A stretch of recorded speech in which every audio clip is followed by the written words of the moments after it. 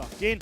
Gives Meteor somewhere that he can play pretty heavily around, because when I look at that bottom lane, although usually we're like, right, the way Caitlyn wants to play is pushing super aggressively with this Lux, get these turret plates.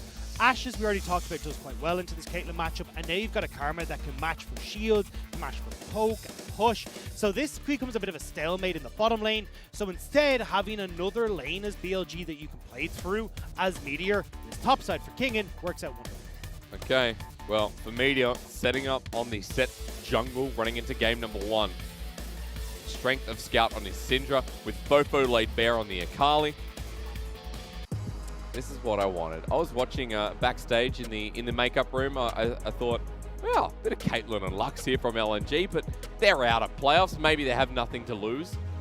And then suddenly, when BLG are on the line, they're like, you know what? Let's try it. Let's bring it out. And with the AD buffs, with the changes in Caitlyn's, with the, again, the lowering of other AD priority, it's nice to see some diversity here in the LPL. Nice to see the Lux paired with it for the 3rd time. We'll watch that bottom lane closely with the pressure, with the turret plating push available for BLG in this game 1. 5 and 8 for both these teams. And this is where you step up or you go home, quite literally. And a lot of this is going to be... It's going to be an interesting one as we start to move into this, because definitely when we look at the early game spikes, it is in EDG's favor, because FoFo needs time to get to the Hextech Gunblade. You have Wings, who's going to be relatively decent when he hits that, like when he's able to push in lane and stuff, but when we get to team fights, Chanta Crystal Arrow does so much more. It is, of course, BLG Day here today. Someone had a dog head on their face. I don't know why, but there was a little husky head the person just decided to wear today. So fair enough. I mean, BLG, I think the mascot is a TV because, as you know, Bilibili is a streaming/video site here in China. I guess to give people relevance, the YouTube equivalent. So, yeah, I'd accept the TV. There's actually a little plushie backstage of BLG. It's a big squishy ball thing. Yeah. And nice to hug. We have a lot of plushies in the office right now. Yeah, we do. Yeah. Hey, we're wearing our winged boots here today, though, for BLG. 3 fleet footwork. And not something you see often, but, you know, we've got some different lanes. So it's unsurprising for me for the Caitlyn. Pretty standard for her. It's just super easy to proc. It makes you really strong in this lane because you're able to take these trades and heal up. FoFo makes sense again because you're in a lane where you're going to get a bit of abuse, so trying to heal up again. That fleet footwork gives you a little bit of comfortability in that lane.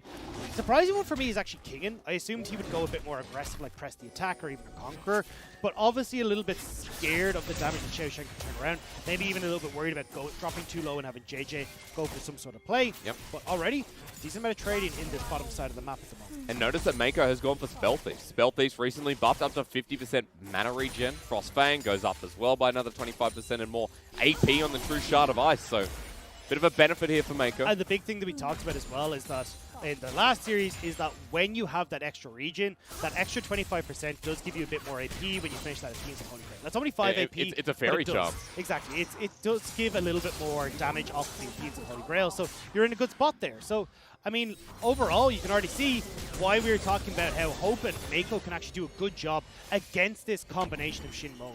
As long as Meiko dodges the light binding. A lot of damage early out here from Karma. XinMo's on the bottom side of the map, sorry, not XinMo. Used to seeing him on the Sett. It is actually Meteor heading up towards his Wolves, while Jiejie is pathing downward. Opposite sides of the map are priority for BLG and EDG.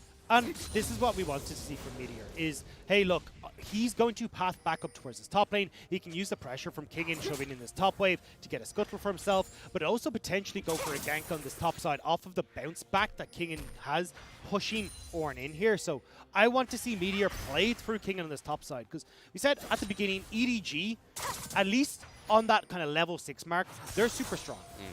They're the ones. Ooh. Wow, really nice interrupt from the Searing Charge. But remember, with Bellow's Breath, Xiaoxiang does have the trade ability and is playing really well in this lane. This is actually, I want to see Kingen let this push happen.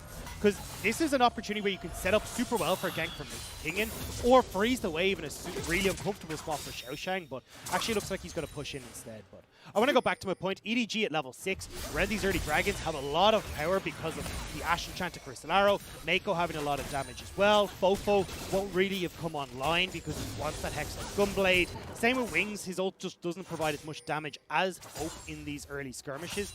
So on EDG's side, they want to play towards bot side, get those dragons. BLG want to be playing through top. As you mentioned, onto Xiaoxiang they go. Waiting for the steering charge. Bellow's Breath used, but against the wall here with the knockup. Meteor very dangerously low. Flashes away from the Haymaker shield. Kingen walking back in. Gratz gives him a bit more health, but Kingen walks away with his life and first blood. And again, this was what we were saying. Hey, look, Meteor's pathing in the jungle meant that he wanted to go for this play. Great job from them to get this early setup, deny a bunch of that CS in that top lane, plus the kill for Kingen. And this Camille is well underway to getting herself up and running. Teleport used from Xiaoxiang to get back to the wave, but a nice healthy back with Cullen, long sword in hand. Lots of health rejuve beaten. There's a big start for BLG in the form of only 200 gold, but you realize what Camille is going to do in this game with Meteor alongside him. So nice stuff here from BLG.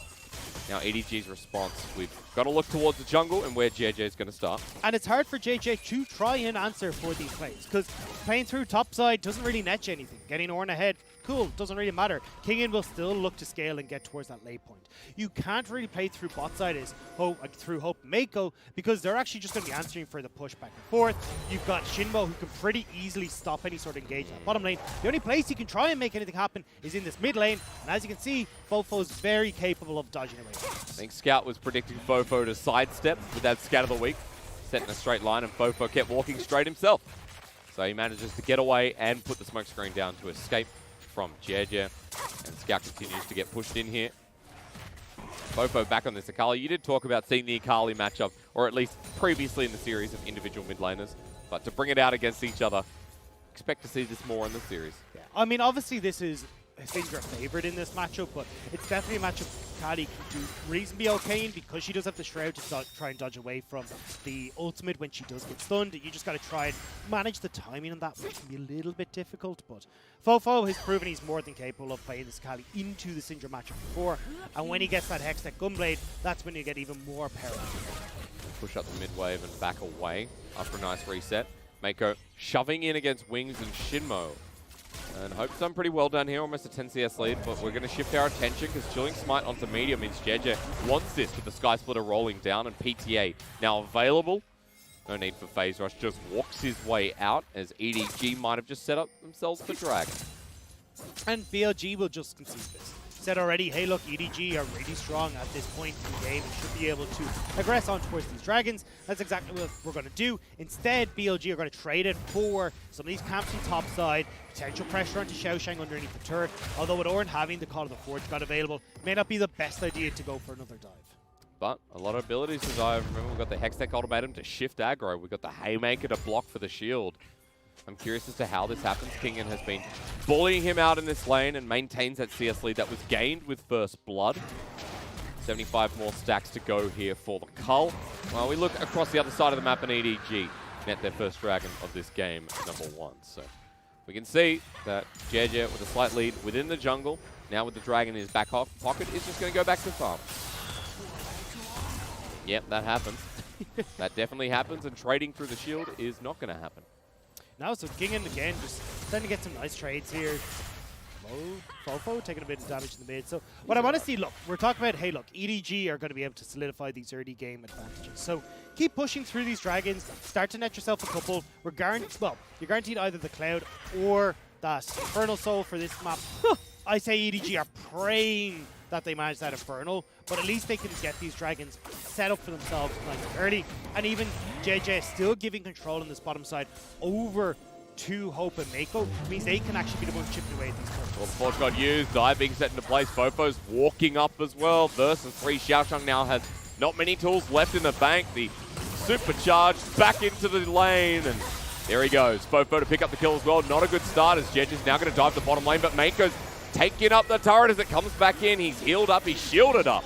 Turns into a double kill for the mid laner, and we're getting this ball rolling nice and early. And this is how EDG needed to try and set up plays, was getting into this bottom lane as Hope hits that level 6. Chant Crystal Arrow, Jiejie has that big ultimate as well to turn off the tower, and they do manage to net something back in the bottom lane. BLG will turn this into a Rift Herald advantage though, and it's both teams trying to play through where they're strongest. However, EDG can look to try and snowball this now by keeping the pressure up. They can go towards more plays bot side, go towards more dragons, and when we hit this mid-game point, they can look for these long-range engages with Hope's Enchanted Crystal Arrows and try and keep themselves up to scratch. But here we go, EDG doing a great job on this engage. Meiko tanks up the turret to begin with, gets everyone nice and low. So when Jiejie does come in and knock off the tower, it doesn't matter. You have so much damage between Hope and Scout that there's no hope for BLG. Double kill in the end. Both mid laners now a little bit fed after their engages on respective sides of the map. Interesting to see the build path coming through from Wings. Because what we talked about is there's the LPL build for Caitlyn, which is Infinity Edge into your Zeal, which is the old school build. In North America and in Europe, and even a certain amount in LCK, we're seeing them go towards this double to triple BF build, which is your Infinity Edge into either the Storm Ragers or the Essence Reaver, followed by your other option. Here, though, Wings has gone towards a Vamp Scepter to just try and survive this lane phase a little bit more. The poke that's coming through from Meiko and Hope is really obnoxious, especially when Hope is able to go towards Blade of the Rune King. So Wings now is going to be delaying his items quite a bit, which is going to shove Caitlyn into an awkward spot because she's not going to have all this gold come in from turret plates, which is what Caitlyn is kind of designed to do. And now she's had to slow down her build even further with this Vamp Scepter. So when we get to mid-game fights, EDG are going to be super far ahead. You can see already CS lead by 20 in that bottom lane. Nice scout of the week here from Scout, but FoFo's still doing well enough in lane itself.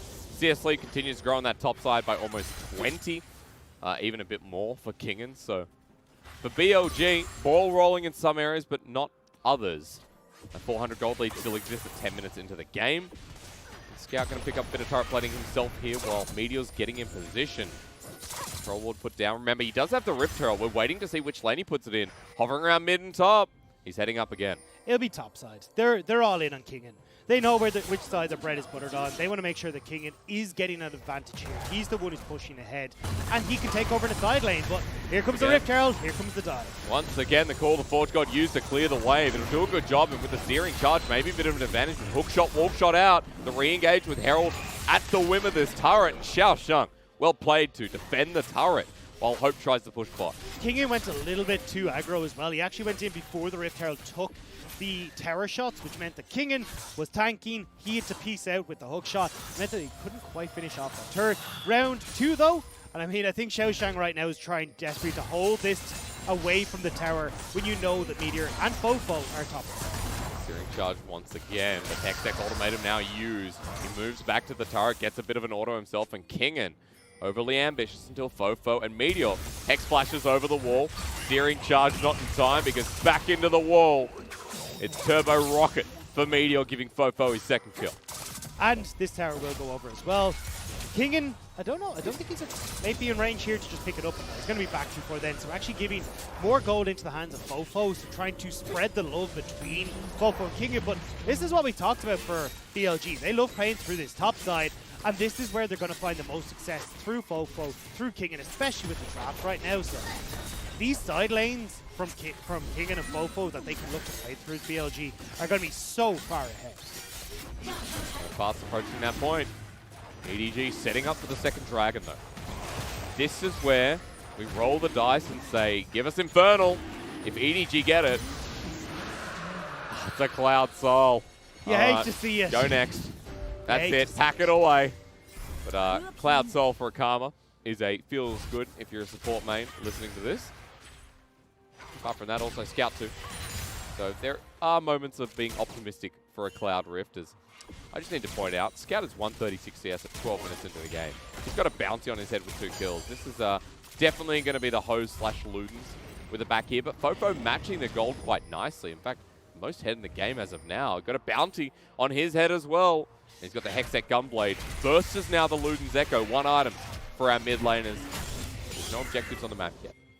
And this is the thing that really impresses me about FoFo is how well he's able to get these advantages for himself, because this is a matchup where realistically he should be bullied out, shoved back, And he's matching the CS numbers here and has that big gold lead because he's managed to find back timings from Scout to punish by shoving in the wave, moving towards his top side, getting 2 kills, getting that turret plate. Like, this is where it just becomes so difficult to play against BLG, and now we're hitting that mid-game point where BLG will look to control the game. They will slow the pace down, they will dot their I's and cross their T's, getting Rift Heralds, shoving waves out, making it impossible for EDG to try and make plays happen. And if they do, BLG will answer with far more elsewhere on the map. It's the BLG style. FoFo's been performing so well. A lot of confidence there as Meteor and XinMo going to the bottom side of the map. Once again, bully the Ornn. He's 0 and 3. Can you just lay off? Light Binding almost connects and he just moves away. See what the attention is from EDG, because they're not going to defend. Instead, heading up towards his top side. Looking for FoFo and maybe the ability to push down the turret. Won't be able to get the ability to get onto FoFo, but they can look to get some pressure onto his turret. But again, this is what we talked about. You show top, BLG make plays boss. Bellows breath to clear out the wave. Here comes all the Forge God. Searing Charge used first. The knockup doesn't connect though. May have made a difference. And Lux Salty comes down, give Kingen the kill. At the end of the day, BLG know their condition and they're going to keep bullying Xiaoxiang. Now, EDG can try and answer for the top lane tower, but they're already a tower behind. And now you've got FoFo who's going to be working his way through this bottom lane structure. And look at the turret plates. 480 gold already gone into the hands of Kingen. Now you got FoFo who's going to pick up another tower bot lane for himself. I know it won't be plates, but it's still gold from the tower. And BLG are setting up where, hey look, FoFo, after now finishing his Hextech Gunblade, can pretty much dive anyone who tries to deal against him, apart from maybe Xiaoxiang. But if Scout or Hope or Meiko or anyone shows their face down in these bot lane plays, they can die. And all that you want from FoFo is to shove it away and then use these teleports or flank in these fights and get yourself into that assassination potential. Because Lord knows he'll find it here with the Hextech Gunblade sitting there for quite a while now and the ability to start building towards the second item. After all said and done, BLG maintaining that 2k gold lead. Seeker's Armor Guard, while I was chatting, has just been picked up. And the Trinity Force with Tiamat at 15 minutes in the game. It's insane. Both solo laners are insane. They are so far ahead. And I can't even blame Xiaoxiang in this game. This is not his fault. EDG have abandoned him. EDG know, hey look, we're trying to play through bot side. But BLG have read this. They're going to keep punishing. They're going to keep going aggressive. And all you've got is a Sunfire cape for the mixed damage that BLG are continuously diving this Ornn with. They're saying, thanks. Look, absorb the pressure. You'll be right. You're an Ornn. Don't worry, brother. We'll pay you back later. We'll put you on the Camille game too. He pays them later though, doesn't he? Give them items, so it's kind of, you know, it's a one-way street. That's true. I don't think it's a very fair. And look, even though he's 0 and 4, he has kept up in a level experience lead, I should say. Kingen is both level 11, same as Xiaoxiang. So it's not like he won't be getting those upgrades any sooner to benefit EDG, but as EDG group up bottom, they secure the turret to force BLG off it. They are also grouping, because in a minute we have the Cloud Dragon, and EDG are sitting on 2. Again, a shame it's not the Infernal Soul that would have changed a big part of the dynamic of this game. But at the very least, an objective that EDG can start threatening. It's nice timing from EDG as well, because you get those backs, some of those crucial items are completed, like Lady of Rune King, Luke's Scout, just as that dragon is about to spawn. But BLG have been sitting here for a little while. They went for the slightly earlier back, which means they get control of River. They're going to be able to try and keep EDG at bay as Wings gets control of it. Bit of a highlight on Kingen then. 8.9 CS a minute. He's actually 2.4k up on Xiaoxiang. Of course, that's going to be the difference. Scout moving up top to take some gold for himself. Walking through, doesn't see Scatter the Weak, Unleash Power, and Call the Forge God gets an assist. Yes! Xiaoxiang got an assist. That's what matters, but 2 ultis burn. And EDG now burning the TP to get towards Dragon. Double TP. Yeah, they really want Xiaoxiang to stick out here, and BLG, they just got to back away. With that pick and with the TP play coming through from EDG, they will pick up that third dragon, and just unfortunate for Kingen, he knew that there was more than likely going to be a play coming his direction, so tried to back away, just didn't quite do it fast enough. Thinking about what to buy. Double longsword? No. Longsword and control ward? Yes. As after that dragon goes down, after the kill goes to Scout, he picks up the Spellbinder as well. So Scout is the driving force of this game 1 for EDG. Scout is someone that they have to pay a lot of attention to, because if FoFo Kingen get caught out again, that's pretty much the fight done. We're heading towards a Cloud Soul. The fight in front of that means, oh no, we've set up Elder early in the game for EDG. Could even be something like the Baron here in this game that could put them in the swing of momentum. And don't forget, EDG are the ones that want to play, especially. I mean, the Scout doing a good job on this way of being able to hide in the bush just as Kingen gets in. Yeah. So hope. But either way, I just want to go back. EDG, they want to be the ones playing through objectives. And the fact that BLG have accelerated Kingen is great. The problem is that these turrets, like the tier 2s, where you can actually start to put pressure on inhibitors, hasn't quite gone their way just yet. So EDG are still in a really good spot to try and take fights at the likes of Baron, at these dragons in just over 4 minutes. So there's a lot of opportunities here for EDG to still find those 5v5 fights where they're at. Let's not forget that if we get those 5v5s, we've got to take note of the support items. Meiko has gone for the Athenes this game. Versus XinMo, who went for Meteor. Not Meteor, what's it called? Mikhail. There we go. Mikhail's first item is heading towards an Ardent / Athenes herself with the shielding available, but we'll see what that second item is. Yeah. Working our way down the rift. Well, this Rift Herald's probably just timing out. Doesn't really do much, though. Either way, though, the big thing that stood out to me there between Hope and Wings was actually how big of an advantage this Ashe had. About 1,000, or I think it was 1.3 gold lead over there for Hope versus Wings. And this is why, although you can go for these blind pick Caitlyn's, Ashe is so damn strong against it. Especially when you pair it with something like Karma, you're not able to get in towards these towers, you're not able to get some of these turret plays for yourselves. And then it becomes really difficult for Caitlyn to operate in this mid-game. Ability for sustain in that first item from Meiko as well to add insult to injury. Now it's played to the Ruin King. There is a lot of survivability on Hope. He was poking his head around the mid lane where Wings now is. And looks like we're just pacing this one out for a pick towards that Baron, towards the next dragon coming up, which will be Cloud Soul in 2 minutes 15. And Xiaoxiang just happy that he can farm until then. Pretty sick of everything that's been going on, but is almost at that Majora's Mask as his second item against the AP that FoFo will add. Plus, to boost up Scout, let's not forget, that's going to be a pretty feels-good second item for the Ornn. True, and obviously as Xiaoxiang, you want to be in these fights, so the more magic resist, the better, especially even from like the point of trying to deal with FoFo, but also XinMo will have enough damage that it's noticeable in these fights between his combo. So we'll be looking to see how EDG can force these fights more. So we have a minute 40 until that dragon does come up.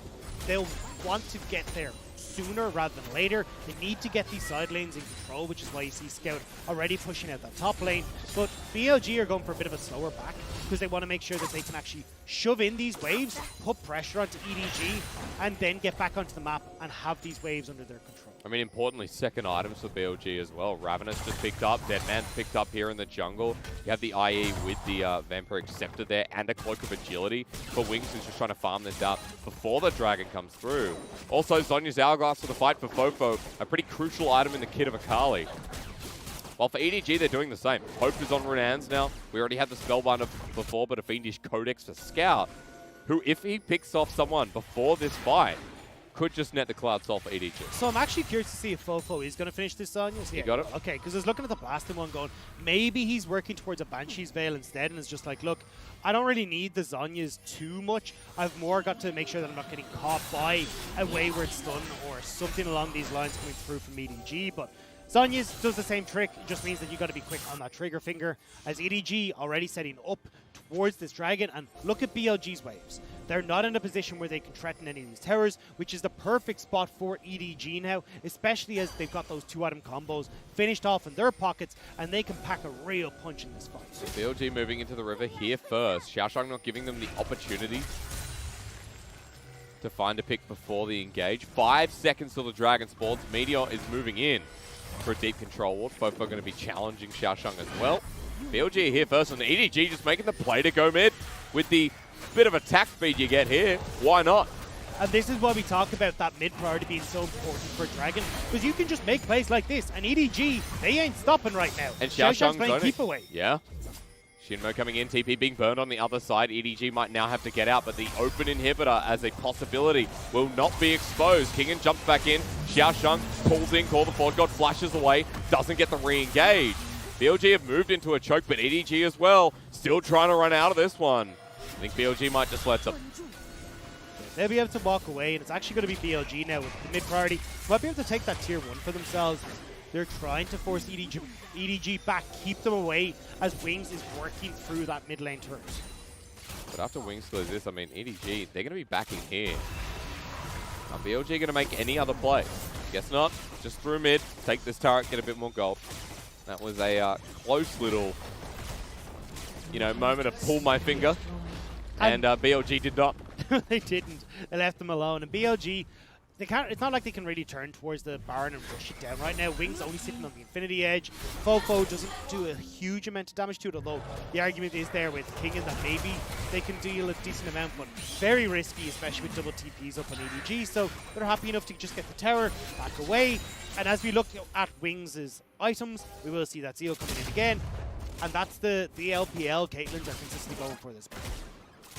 I was actually just looking across the board as well. We haven't seen another region, bar LCK right now, who are playing. I haven't been looking at their games. Actually pick up Caitlyn this split. So, no, interesting to see. It's more solo queue where we're looking at NA, EU, we're playing a lot of it. There's a lot of Caitlyn being played at the moment. I think she's on like a 55% win rate or something at the moment in solo queue, like super, super high. It seems like flat damage buffs are very noticeable for Caitlyn mains. You know, that extra bit of damage that comes through. Especially things like CSing as FoFo. Is he too far forward? Has Mankind gone wrong? Well, with the perfect execution out, I don't think this is a perfect setup because FoFo's now on the run. And Xiaoxiang is the Ornn that could. Shuriken Flip lands, hopes on his way in, but look at what's happening through mid. EDG have committed 3 members to the bottom side. The Searing Charge doesn't connect. FoFo is the cheekiest man alive. Jumps back in, goes golden, but the mist has disappeared. While the rest of BLG, FoFo's waste so much time. Look at top. Yeah, Kingen's going to get through this top lane structure. BLG as well can even fall back over towards getting control of this Baron, which is far more important. And are EDG really going to be able to get too much for this? It's 30 seconds and City's there. Ooh. And BLG should be able to back and keep control of this bottom lane wave. So the EDG can't even answer for the turret that was taken. There you go, why nothing else happened, because Wings almost just died flat out to scout through mid lane. Not sure if he had the Banshee's Veil then, but the damage, the burst is going to be more immense now on the 283 CS Syndra at 25 minutes in the game. Also note that Hope, who has Might of the Ruined King with a QSS and a BF sword in his inventory, so let's count that as 3 items just about. He's at 269 CS as well. Quite a lot. Scout's getting TP'd on. He wanted the scuttle. He'll flash himself. A Crystal Arrow sends him into the wall. And Meteor now caught out too far forward. EDG pounce with a teleport in the backline and call the Forge God. They want a little bit more blood. The flash away from XinMo to dodge away. As FoFo now at half health. Shuriken Flip gets him out of that set way as another TP's flying in. XinMo is a Lux. And as a Lux, you know that you're doomed as soon as you get landed on. Another killer, EDG and BLG are absolutely scattered. They tried to make the play, make the pick that can set them up potentially for that Baron, or even just get these side lane towers down, but unfortunately cannot do so. It's a turnaround with the arrow off of Hope, and EDG will look towards the Baron themselves. But death timers are low. XinMo's up from 15, Meteor up in 5 seconds, Kingen is on a flanking angle with level 16 and ultimate available. FoFo around the pick, Shuriken Flip in. Kingen now being spotted out. This Baron is not going down fast at all. And there's a bit of poke available from Wings. XinMo also has his light beam available. The Scout's waiting in the brush with low mana. 3K going down quickly. Meteor in for the steal in the back of the pit. Hex flashing over. They want a 50-50. And that was the call apparently. EDG secured the Baron. Meteor get the 4-man face breaker as FoFo with the execute. Flashes forward onto Scout. Crucial member down. A triple kill to line them up. And EDG are lining out just like the DMV. They don't want to be here anymore. BLG will turn around with the kills, but Xiaoxiang Jiejie still get out with that Baron buff. Now BLG have to hightail it across the rift, go over towards this dragon, make sure that they're picking up the second cloud, but still, they manage to get some kills back in their pockets. This is a game and a half. We're even at gold exactly, and this 50-50 Baron requires absolute gumption in the LPL. You can see, look, Meiko gets taken out almost straight away. Hope is quick to follow thanks to FoFo's damage, and some nice setup coming in from Meteor. Again, his engages on this set have been so good over the course of the split. Yep. But EDG here to contest. Jiejie just flashes in a little bit early though. The bear is fast, but is he fast enough? Dragon resets a little bit, but a 1500 call the Forge God coming in as well. It is secured by the Lux, so saved from the Cloud Soul. Xiaoxiang left in the Hextech ultimatum, flashes away after getting out. But forward they go with the perfect execution, nailed up, and FoFo jumps back to the Shroud. BLG persistent on the fight, and at the very least they denied Cloud Soul and get 10% cooldown reduction back in their pocket. Still a very, very messy game with no team really able to get the advantages for themselves. EDG, you can see that they're looking to find these 5v5s, trying to force BLG to dance to the beat of their drum, but BLG haven't been able to find power through these side lanes either. Even though you've got this massive FoFo, you've got this massive Kingen, they haven't been able to push in and try and take down these side lane structures, and as a result, EDG can keep forcing them into these fights. At the very least, we're seeing how some of these fights are going. The burst coming out with the threat of FoFo, a 5-1 Akali with 3 items. When Kingen almost has a death dance. BLG have a lot of windows to play through. Meteor's been playing quite well here in the jungle. Jiejie has grown very large as a bear. I mean, flashing it at 2.5k was ambitious as hell, but I love it. These teams facing elimination. The loser of this series will not be in playoffs. The winner has a chance another day ahead of them to make that near impossible run. Right now, though, at the moment, BLG, they've got a window of opportunity. There's 3 minutes until any sort of objective, until they have to fight. They need Kingen down, pushing these side lanes, as you saw FoFo just doing. And honestly, as EDG push in with this Baron, I would have prepared to see FoFo commit to that side lane, push in that top lane turret. Just go, right, if you guys are going to try and push in for an inhibitor, we're just going to try and trade instead. Because right now, that's the best bet for BLG, to try and create pressure, force EDG into these side lanes, and then they can get tempo advantage back in the lane. Especially now since Baron has expired, 1 turret taken with the play, as it did go a little bit horribly wrong for EDG with the engage from Meteor. That was a 4-man face breaker. But now, we're at a 3-item point from pretty much everyone across the Rift. And now, we're waiting for the next Baron, the next Cloud Dragon, which are actually up at pretty much the same time. So get ready for a fight of wits between EDG and BLG. Sometimes that has been a horrible thing to say, but in this game 1, I have a good feeling about it. Honestly, I think the way that this ends up happening is that BLG start fluffing around in that Baron area, trying to be like, oh, we're going to go for it. And then EDG just call the bluff. They send Hope. He can go in, or even send Scout along, or any of them ready to go and pick off that dragon, get the Cloud Soul for themselves. Because BLG are the ones that are actually caught in a hard place, right? Because they can't control both objectives at the same time, but it's EDG who can go for either. Kingen now returns to the bottom lane. 60 CS up, still here with the 3-item Camille. Almost 3 items matching for Xiaoxiang, but Meteor ready to dive this with everyone rolling down. EDG making a decision between top and backing right now, so there is no response. Xiaoxiang going to be dove quite easily with Kingen juggling the turret aggro. A tanky Ornn who doesn't get the return on call, the Forge God, and BLG with a pick are just like, sure, we'll also take the turret too. And they backed away from that top side, so it's not like EDG can actually try and go aggressive. They didn't do anything. Is gone now. So EDG struggling on these map plays, and now you've got a minute until those objectives are both up.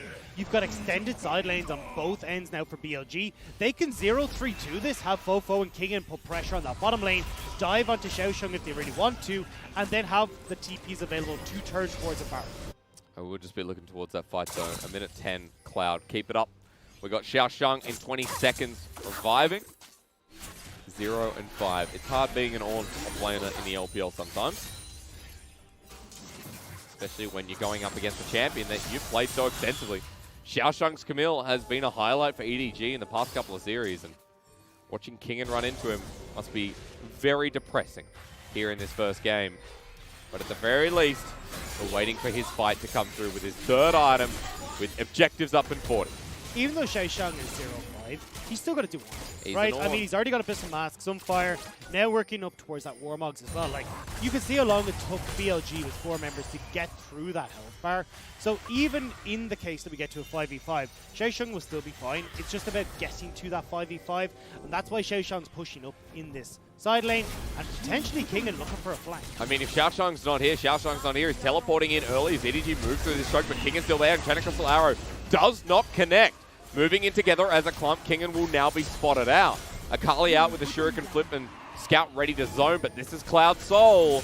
An item goes over thanks to Xiaoxiang, but he's been cornered in the back of the pit. Getting taken down pretty quick at the back of the Hextech ultimatum. Doesn't get the return on call. The Forge God as Dragon's being taken down. The Lux beam through, but it is secured. EDG managed to get the Cloud Soul and now return for the fight. Meteor at half health, but it is a Sett. As FoFo jumps in, but Scout of the Week was gorgeous. Ulti used as well, but BLG are a man down. And without hope in this fight as Wings and XinMo on the escape path. But Jiejie is a hungry wild animal. I don't know what services we call in Australia, but I'd be on the damn phone because EDG have let him loose and this fight with it and possibly the game. And that's going to be the fight for EDG that seals the deal. Dragon Soul in their hands. Baron going across as Kingen can't even stop the backs. We're on to this Baron, and this will be taken down pretty quick with a Karma. That, no, doesn't have Ardent, sorry. But still, either way, 3 people in front of the Baron. And that'll go to EDG. And this is where you can't really do much as BLG because those 5v5s are so potent from EDG. And the idea was that they needed to control these side lanes. They needed to shove out these waves and try and make these decisive picks, but they just can't get FoFo into the right place. Not even Xiaoxiang, I just assumed to be a Xiaoxiang. Kingen is off on the side lane. He's not threatening the back line. Hope, Scout, safe in their little bubble where you've got this wild bear keeping the enemy at bay. There's very little that can happen. And then the blue buff makes it 6 versus 4. How unfair is that? We're actually having a look at the Scout Pro view. But this just highlights it more. Like, how comfortable do you feel as Scout? Like, what's touching you right now? You're being fed up. You're getting these massive shields from the Karma. You've got Xiaoxiang delivering safety on one side. You've got Jiejie on the other, who's not letting anyone pass. There is no pressure on you. Dude, he's full build. He is absolute full build. So, good luck to BLG, and as Kingen gets spotted out once again, EDG are trying to take him down. Meiko and Jiejie running through that choke. They got a lot of lanes to play through with the second Baron buff of this game. They got a massive gold lead here at 35 minutes with the Cloud Soul now available. The chase down follows so much potential. As Kingen walks through, dodges Scout of the Week, Unleash Power, does half his health. But EDG are persistent, they continue mid. As Power's actually just going to be taken down with the rest of the minion wave. They go to the bottom lane. And even through the traps, Jiejie doesn't care. Meiko's rejoining as well. FoFo spotted out. I mean, what do you even try and do here as BLG? You're the ones that have the split push comp, but FoFo's dead again. Oh, yes he is. 5 versus 4 for a minute. And that could have just sealed the deal if the previous fight didn't already do exactly that. Yeah, EDG are going to push. Well, they can push through, just getting their files in order, but either way, BLG needed to play harder through these mid lanes. They needed to forego some of these early, or even trying to defend some of these early structures, so they could have Kingen and FoFo control and get in towards these inhibitors, but it's too late. And across the arrow immediately cleansed away, but into the backline, Jiejie's there again, versus 5. A big task for Kingen and Meteor. As Kingen goes gold, he tries to flash away, but EDG already have his number. The Unleashed Power combo here with Hope will net EDG a Game 1 win. They stay alive. They keep their expectations strong for the fans. Continue to try and make that near impossible run in the LPL summer. 9-1-3 Scout winner in that game.